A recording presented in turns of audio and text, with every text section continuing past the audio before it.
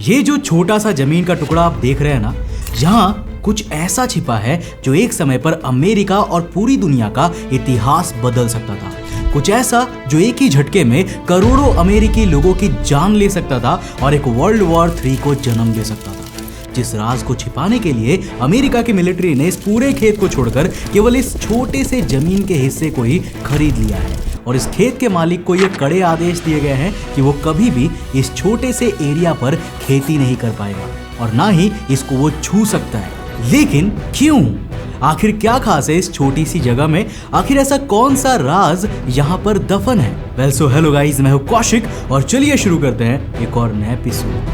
24 जनवरी 1961 America के कुछ सबसे एडवांस प्लेन्स में से एक बोइंग B-52 स्ट्रेटोफोर्ट्रेस एयरक्राफ्ट आसमान में उड़ रहा था, जिसकी फ्यूल कैपेसिटी 1.5 लाख किलोग्राम की थी। यानी ये अकेला जहाज 22 अडल्ट अफ्रीकन हाथियों के वेट जितना फ्यूल कैरी कर सकता था और इसकी इसी कैपेबिलिटी का फायदा उठाते हुए इस एरिया में उड़ने वाले आसपास के प्लेन्स एंड फाइटर जेट्स भी इससे रीफ्यूलिंग के जरिए फ्यूल भर लेते थे। और उस दिन भी कुछ ऐसा ही हुआ। जब एक पास के एरिया में उड़ रहे एयरक्राफ्ट को रिफ्यूलिंग की जरूरत हुई, तब उसने बोइंग B-52 को कांटेक्ट किया और दोनों पायलट्स की बातचीत के बाद रिफ्यूलिंग का प्रोसेस शुरू हुआ। अब रिफ्यूलिंग की ये प्रक्रिया काफी कॉम्प्लिकेटेड होती है, जिसमें कई कॉम्प्लिकेशंस का ध्यान रखना होता है, जिसमें सबसे इंपॉर्टेंट होता है फ्यूल लीकेजिंग, क्योंकि फ्यूल लीकेजिंग से प्लेन में मिड एयर में आग लगने या फिर ब्लास्ट होने का डर बना रहता है। और रिफ्यूलिंग के दौरान इस तरह का लीकेज सिर्फ एक नहीं बल्कि दोनों प्लेन्स को नुकसान पहुंचा सकता है। एंड उस दिन भी कुछ ऐसा ही हुआ, क्योंकि रिफ्यूलिंग के दौरान B-52 एयरक्राफ्ट के राइट विंग से फ्यूल लीकेज होने लगा। अब पायलट स्कॉट ट्यूलॉक को जैसे ही इस बात का अंदाजा हुआ, उन्होंने तुरंत रिफ्यूलिंग मिशन अबॉर्ट किया और इस प्रॉब्लम की जानकारी ग्राउंड कंट्रोल को दी। इसके बाद में ग्राउंड कंट्रोल ने पायलट को इंस्ट्रक्शन दिए कि वो होल्डिंग पैटर्न के द्वारा अपना एक्स्ट्रा फ्यूल बर्न करे एंड देन किसी पास के एयरफील्ड पर लैंड करे। क्योंकि देखो, इस एक्स्ट्रा फ्यूल के साथ लैंड करना काफी ज्यादा खतरनाक हो सकता है, खास करके फ्यूल लीकेजिंग के दौरान, जिससे लैंडिंग के दौरान फ्रिक्शन से एक बड़ा सा एक्सप्लोजन हो सकता है। अब ग्राउंड कंट्रोल की बात को मानते हुए पायलट स्कॉट ट्यूलॉक ने काफी देर तक आसमान में होल्डिंग पैटर्न में फ्लाई किया, पर देखते ही देखते उनकी फ्यूल लीकेजिंग की प्रॉब्लम बढ़ती ही चली गई और पायलट का जल्द ही ध्यान गया कि फ्यूल लीक इतना ज्यादा बढ़ गया है कि 3 मिनट्स के होल्डिंग पैटर्न में उनका almost 17,000 kilogram highly flammable jet fuel जमीन पर गिर चुका है। लेकिन ये एक बड़ा इशू नहीं था, क्योंकि असली प्रॉब्लम तो अब शुरू होती है। अब B-52 एयरक्राफ्ट के पायलट के पास इतना भी फ्यूल नहीं था कि वो सबसे पास के एयर बेस तक जाकर प्लेन को लैंड कर सके। प्लेन इस समय 3000 मीटर यानी कि 10,000 फीट की ऊंचाई पर था। फिर भी पायलट एयरक्राफ्ट को पास के एयरफील्ड की ओर ले जाने की कोशिश करता है, क्योंकि उसके हाथ में केवल उस प्लेन के अंदर मौजूद 8 लोगों की जान ही नहीं थी, बल्कि उसके हाथ में पूरी दुनिया का भविष्य था, खास करके अमेरिका के ऑलमोस्ट 17 करोड़ लोगों का। लेकिन पायलट की ये कोशिश जल्द ही नाकामयाब हो गई, क्योंकि मिड एयर में ही एक एक्सप्लोजन से प्लेन का एक विंग टूट जाता है। एंड इस पॉइंट ऑफ टाइम तक अब प्लेन पर पायलट का कंट्रोल नहीं था और प्लेन तेजी से नीचे की ओर जा रहा था। लेकिन आखिर इस प्लेन के क्रैश होने से 17 करोड़ अमेरिकन्स और दुनिया के अरबों लोगों का भविष्य कैसे इफेक्ट हो सकता था? Well, in reality B-52 plane crash केवल अमेरिका के ही नहीं बल्कि पूरी दुनिया की हिस्ट्री के लिए सबसे डरावना इवेंट बन सकता था, क्योंकि ये B-52 कोई नॉर्मल प्लेन नहीं था, बल्कि ये एक खास सीक्रेट मिशन पर था, जिस मिशन के लिए इस प्लेन के अंदर मानव इतिहास के सबसे डिस्ट्रक्टिव 2 3.8 मेगाटन्स के हाइड्रोजन बॉम्ब थे, जिसमें हर एक बम में जापान के हिरोशिमा और नागासाकी पर गिराए गए यूरेनियम फिजन न्यूक्लियर बॉम्ब से 200 गुना ज्यादा पावर थी, जो किसी सिटी को ही नहीं बल्कि पूरे कंट्री एंड इवन कॉन्टिनेंट को डिस्ट्रॉय करने की कैपेसिटी रखते हैं। अमेरिका के गोल्ड्सबोरो नॉर्थ कैरोलिना के ऊपर आसमान में उड़ रहे B-52 एयरक्राफ्ट के क्रैश होने और उससे भी ज्यादा उसमें रखे दोनों हाइड्रोजन बम के फटने से पूरा अमेरिका आज दुनिया के नक्शे से मिट सकता था। अब जरा आप 24 जनवरी 1961 के उस दिन अमेरिकन गवर्नमेंट की सिचुएशन को इमेजिन करिए, जब ये प्लेन अपना एक विंग खो चुका था और अनकंट्रोल्ड वे में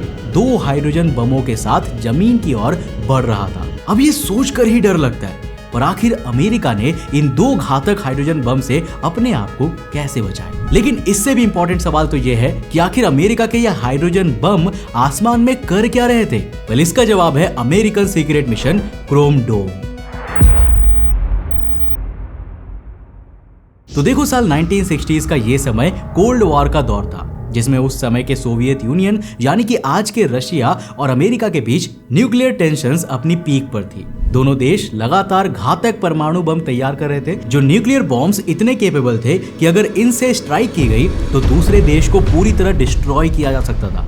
यानी पहले स्ट्राइक में ही दूसरे देश का इतना नुकसान हो जाएगा कि वो वापस स्ट्राइक बैक करने की कंडीशन में बचेगा ही नहीं। और अमेरिका की क्रोम डोम मिशन ऐसी ही सिचुएशन के लिए तैयार की गई थी, जिस मिशन का मेन मकसद था कि अगर पहले सोवियत यूनियन के न्यूक्लियर अटैक से अमेरिका पूरी तरह खत्म भी हो जाए तो भी अमेरिका का क्रोम डोम मिशन सोवियत यूनियन को भी निस्तो नाबूद कर दे। ये सुनने में काफी स्कैरी साउंड करता है ना, लाइक खून का बदला खून से।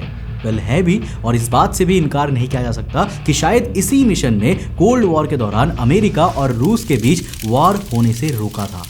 तो देखो, क्रोम डोम मिशन काफी सिंपल तरीके से काम करता था, जिसमें अमेरिका के स्ट्रैटेजिक एयर कमांड के 2 बोइंग B-52 बॉम्बर एक के बाद एक 24/7 नॉर्थ अमेरिका और कनाडा के ऊपर सर्कल में 2 हाइड्रोजन बमों को लेकर लगातार उड़ते रहते थे, ताकि अगर उनका देश अमेरिका किसी बड़े न्यूक्लियर अटैक में खत्म भी हो जाए तब भी अमेरिका के इन बॉम्बर जहाजों में उनके सबसे घातक हथियार सेफ रहे, और वो हथियार इन जहाजों के द्वारा अमेरिका के खत्म हो जाने के बाद जाकर सोवियत यूनियन पर गिराए जाए, ताकि सोवियत यूनियन का भी वही हाल हो। Well, as I said before, ये सुनने में काफी अच्छा प्लान था जिसने वर्क भी किया, लेकिन इस प्लान का एक घातक परिणाम भी था, एक रिस्क कि क्या हो अगर अमेरिका अपनी एक छोटी सी गलती से अपने ही हथियार से अपने ही करोड़ों लोगों की जान ले ले तो। क्योंकि देखो, इस बात को कोई इग्नोर नहीं कर सकता कि इस मिशन के लिए अमेरिका के ये दुनिया खत्म कर देने वाले हथियार उनके खुद के लोगों के ऊपर 24 घंटे 7 दिन उड़ रहे हैं, और 24 जनवरी 1961 के दिन ये बुरा सपना रियलिटी के काफी करीब पहुंच गया था। तो 24 जनवरी को 10,000 फीट की ऊंचाई पर प्लेन का एक विंग टूट जाने के बाद जब प्लेन पायलट के कंट्रोल में नहीं रहा, तब तेज हवाओं के साथ प्लेन के टुकड़े टुकड़े होकर जमीन की ओर गिरने लगे। जिन टुकड़ों के साथ गिरे ये 2 हाइड्रोजन बॉम्ब, जो इतनी ऊंचाई से गिरने के कारण तेजी से जमीन की ओर बढ़ रहे थे, उनमें से एक का पैराशूट खुल गया और वो धीरे धीरे जमीन की ओर बढ़ने लगा, जबकि दूसरा हाइड्रोजन बम तेजी से ऑलमोस्ट साउंड की स्पीड से जमीन पर टकराया। अब क्या इनमें से कोई बम फटा? तो साल 2013 में अमेरिका की एक डिक्लासिफाइड न्यूज सामने आई, जिसके मुताबिक इनमें से एक हाइड्रोजन बम फटने और करोड़ों लोगों की जान लेने के काफी ज्यादा करीब था। क्या लगता है आपको, इन दोनों में से कौन सा हाइड्रोजन बम होगा? वैसे आप सोच रहे होंगे क्योंकि पहले बम का पैराशूट खुल गया था तो वो तो धीरे धीरे ही जमीन की ओर बढ़ा होगा, और जो तेजी से जमीन से टकराया वो सेकंड वाला बम, उसी के फटने के चांसेस सबसे ज्यादा होंगे, राइट? वेल, रॉन्ग, क्योंकि ये लॉजिक सरासर गलत है। तो देखो, हाइड्रोजन बॉम्ब का डिटोनेशन यानी कि धमाके को शुरू करने का प्रोसेस कई अलग अलग स्टेप में काम करता है, जिनमें से सबसे पहली स्टेज होती है उसका पैराशूट खुलना, जिस पैराशूट के 2 काम होते हैं। पहला, बम को ग्राउंड पर टच करने से पहले ही आसमान में ब्लास्ट करना, ताकि जमीन पर radio active rain and massive explosion से मैक्सिमम डैमेज पहुंचे। जबकि पैराशूट का दूसरा काम होता है बम को आसमान से जमीन की ओर छोड़ने के बाद पायलट को धमाके से पहले थोड़ा टाइम देना, ताकि वो ब्लास्ट साइट से दूर जा सके। इन शॉर्ट कहूं तो इन दोनों में से सबसे पहले वाला हाइड्रोजन बॉम्ब, जिसकी पैराशूट ओपन हुई थी, उसमें फटने का प्रोसेस शुरू हो चुका था। अब इस समय अमेरिकन अथॉरिटीज को भी सबसे ज्यादा चिंता इसी वाले बम के फटने की थी, इसीलिए सबसे पहले रेस्क्यू मिशन इसी बॉम्ब के लिए भेजा गया, जो कि पैराशूट के जरिए जमीन पर लैंड कर चुका था। लोकेशन को ट्रेस करके इस बम का पता लगाया गया और काफी केयरफुली 3000 किलोग्राम के इस हाइड्रोजन बॉम्ब को वहां से रिसर्च फैसिलिटीज भेज दिया गया, जहां रिसर्च से ये सामने आया कि इस बॉम्ब के केवल एक इलेक्ट्रिक स्विच, जिसे सॉलिटरी स्विच कहते हैं ना, उसके ऑफ पोजीशन में होने के कारण इस बॉम्ब का फायरिंग सीक्वेंस कंप्लीट नहीं हुआ।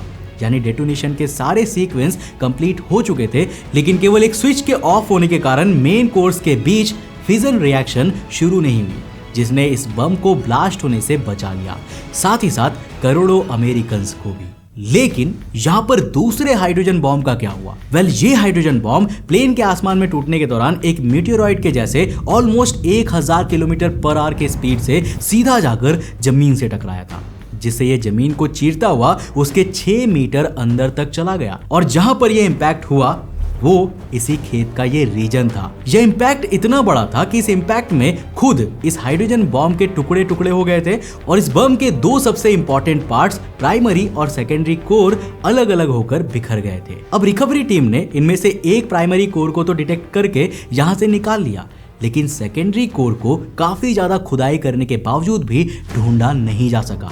इसके बाद अमेरिकन मिलिट्री एंड गवर्नमेंट के पास कोई दूसरा रास्ता नहीं था, इसलिए उन्होंने इस गड्ढे को भरकर इस पूरे खेत में से सिर्फ इस छोटी सी जगह को खरीद लिया जहां पर यह इंपैक्ट हुआ था, और यहां पर फार्मिंग करने वाले किसान को स्ट्रिक्ट इंस्ट्रक्शन दिए कि वो इस जमीन के हिस्से में कभी भी फार्मिंग नहीं करेगा, क्योंकि जमीन के इस हिस्से में आज भी कहीं ना कहीं दुनिया के सबसे पावरफुल बमों में से एक हाइड्रोजन बॉम्ब का हाईली रेडियोएक्टिव प्लूटोनियम कोर मौजूद है, जो इन्हीं पेड़ों के नीचे कहीं छिपा हुआ है। इन सब के बावजूद ये स्टोरी हमें काफी हैप्पी एंडिंग लगती है, क्योंकि हम इस मैसिव एक्सप्लोजन और शायद वर्ल्ड वॉर 3 से बच गए। पर क्या सच में ये एक हैप्पी एंडिंग है? वेल, नहीं, क्योंकि इफ यू फॉरगेट कि जिस बोइंग B-52 बॉम्बर से ये दोनों हाइड्रोजन बम जमीन पर गिर रहे थे, उसमें टोटल 9 क्रू मेंबर्स थे। जो प्लेन 24 जनवरी की रात बुरी तरह से डैमेज होकर जमीन की ओर तेजी से गिर रहा था। बम ऑलरेडी जमीन पर गिर चुके थे और पायलट को पता था कि अब जल्द ही प्लेन भी जमीन से जाकर क्रैश हो जाएगा, इसलिए उसने अपने 6 क्रू मेंबर्स को पैराशूट लेकर प्लेन से इजेक्ट करने के लिए कहा, और क्रू मेंबर्स ने ये किया भी। 6 क्रू मेंबर्स ने प्लेन से 9000 फीट पर इजेक्ट किया, जिनमें से 5 लोगों ने सेफ लैंडिंग कर ली जमीन पर, लेकिन एक क्रू मेंबर जमीन पर हार्ड लैंड करता है और उसकी जान चली जाती है। बाकी अभी भी इस गिरते हुए प्लेन में 3 पायलट बचे हुए थे, और जैसे ही B-52 जमीन से टकराया, उनमें से 2 पायलट की भी इंस्टेंट डेथ हो गई। पर third pilot lieutenant Adam मैटॉक्स somehow इस क्रैश में सरवाइव कर गए थे। तो अब आप जान चुके होंगे कि आखिर अमेरिका के खेत का ये छोटा सा जमीन का टुकड़ा अमेरिकन गवर्नमेंट के लिए इतना इंपॉर्टेंट क्यों है। आई होप कि आपको आज के इस वीडियो से काफी कुछ नया सीखने को मिला होगा। अगर मिला तो इस वीडियो को लाइक कर देना और अपने फ्रेंड्स और फैमिली के साथ जरूर शेयर करना। वैसे जिस तरह ये अमेरिकन कहानी आपको इंटरेस्टिंग लगी ना, इससे भी ज्यादा इंटरेस्टिंग कहानी है अंटार्कटिका के खोज की। अंटार्कटिका, जो कि हमारे सदर्न पोल पर मौजूद एक विशालकाय महाद्वीप है, जिसको खोजना इतना ज्यादा मुश्किल था कि लोगों ने इसमें काफी जान गंवाए थे।